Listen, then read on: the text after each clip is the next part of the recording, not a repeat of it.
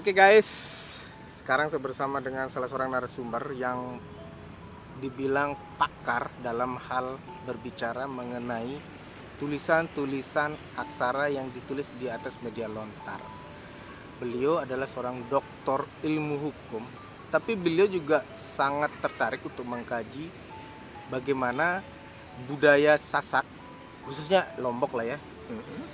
Di luar itu juga beliau paham, cuman saya di sini ingin memberikan gambaran bahwa selain beliau seorang pakar ilmu hukum, beliau juga terkenal sebagai seorang pembayun. Beliau juga seorang yang sangat memperhatikan bagaimana pelestarian budaya tulis menulis di atas lontar. Dan inilah beliau, silakan memperkenalkan diri. Kenapa kok bisa orang hukum tertarik belajar lontar? Baik, sebelum saya sampaikan apa yang diminta sama teman saya, nah seperti diskusi kami di pameran. Nama dulu. Oh, baik, nama ya cukup familiar lah, nama Yudi Setiawan. Pekerjaan mungkin teman-teman sudah paham, saya ngajar di UNRAM, kebetulan di Fakultas Hukum. Nah, sehubungan dengan apa yang diminta teman saya, kenapa saya harus tertarik dengan bahasanya tulis menulis di atas kertas, kalau bahasa gaulnya lontar? Awalnya saya berangkat dari suatu kebohongan. Seperti diskusi. Jujur deh ini, padahal sebelumnya udah bohong, sekarang dia jujur. Pada awalnya seperti diskusi kami waktu pameran di Epicentrum tentang foto-foto itu, saya sudah sejarah Lombok ya. Sejarah Lombok yang itu diadakan oleh teman-teman LHS. Saya dan beliau ya sempat diskusi pendek lah. Nah, di situ saya menceritakan tentang kebohongan. Awalnya saya ini tidak mengenal apa itu lontar, terus bahasa yang dipakai, terus hurufnya apa, terus perbandingan dengan lontar yang di Jawa kayak gimana, di Bali kayak gimana, di Sasak kayak gimana. Nah, istilahnya 7 tahun sebelumnya lah saya berbohong sama teman. Kebetulan teman ini teman kantor.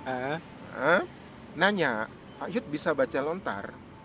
Nah, awalnya saya waktu itu kan sama sekali tidak mengerti apa itu lontar, bahasanya seperti apa. Nah, sesampainya di rumah, saya mikir, seandainya saya ditanya sama temen yang nanya, terus saya disodorkan lontar untuk dibaca, saya nggak bisa, dong malu. Sudah menyampaikan sama teman bisa, terus disuruh nggak bisa, kan malu. Iya. Nah, itulah awalnya kenapa saya tertarik.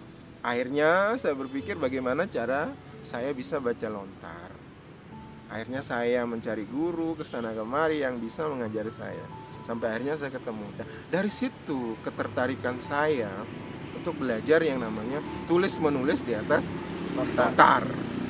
Situ sampai akhirnya saya mulai belajar apa itu pembayun, bagaimana sejarahnya, bagaimana latar belakang sehingga kenapa disebut pembayun. Nah, di situ. Dan untuk kita menguji beliau memang benar-benar seorang pakar ahlinya di sana itu. Mungkin ada beberapa tembang gitu kan yang bisa disampaikan. Nah, di dalam istilahnya tetembangan yang ada di Nusantara lah bahasanya, Jawa, Bali, Lombok itu sama lah tembangnya namanya. Sama ya? Cuman nanti di situ bagaimana kreasi inovasi dari sang penembangnya itu sendiri. Menggunakan apa istilahnya itu cengkok gitu ya? Istilahnya kan pakem dari suatu tembang. Oh, sudah ada itu? Sudah. Oke. Jadi beliau ini memang yakin saya kalau adalah seorang pakar itu. Karena banyak sekali dijelasin sama beliau. Dan di sini sudah tadi disampaikan sekilas profilnya beliau, bagaimana sampai bisa terjun ke dunia perlontaran. Bukan ngelontar pakai batu guys, tapi media tulis menulis menggunakan daun lontar. Tadi beliau udah sampaikan dari awal berbohong. Ini suatu yang menarik ya. Ketika seorang mulai belajar dari suatu kebohongan, ternyata kebohongan itu tidak harus menjadi suatu yang salah gitu kan. Ada juga sebagai untuk memperbaiki diri gitu kan. Dan sekarang beliau adalah orang yang kita percaya dan kita jadikan sebagai narasumber terkait dengan bagaimana membedah lontar. Dan nanti di video saya yang selanjutnya kita akan membahas tentang lontar itu bersama beliau. Oke, cukup itu aja dulu guys ya. Terima kasih Pak Dr. Yudis telah menjadi narasumber di video channel Sengkolobo.